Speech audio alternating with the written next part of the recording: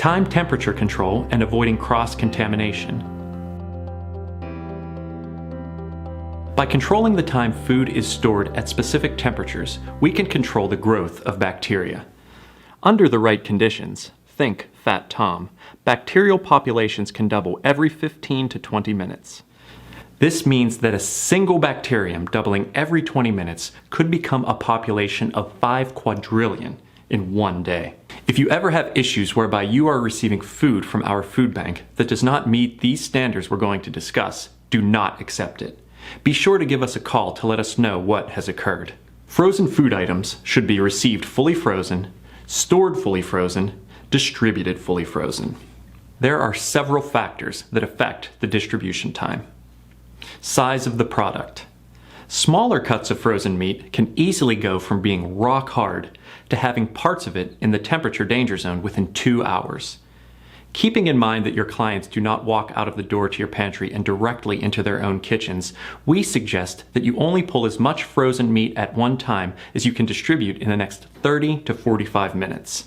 Frozen items will stay cold longer than items just stored in the refrigerator.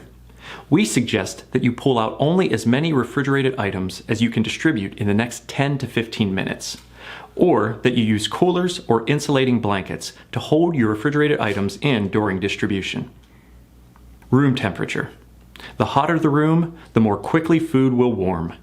Consider this factor when choosing a distribution location. Generally, when you have items that you have pulled out from cold storage, keeping them stacked together can help to keep them colder longer. An insulating blanket, aka freezer blanket, can help with this even more. Simply wrap your cold items with the blanket and keep them covered, except when you need to open it up and pull out a case. These blankets are also a great idea for picking up food from the food bank on a hot day. Wrap cold food with the blanket as you load it into your vehicle to provide an extra buffer zone while you're driving back to your food bank. Check with your coordinator to see if any equipment grants are available to help defray the cost. Insulating blankets are affordable and effective. Section 3A Review. Bacterial populations double every 20 minutes under the right conditions. Fat Tom. As long as the cold foods stay cold, bacteria do not have a chance to multiply. Don't leave refrigerated and frozen goods at room temperature any longer than you have to. Refrigerated items can be stored at room temperature for 10 to 15 minutes. Frozen items can be stored at room temperature for 30 to 45 minutes. Freezer blankets can help extend this window. Wrap cold items securely in the blanket and only open it as you need to. Freezer blankets are a must for transporting food in a hot car.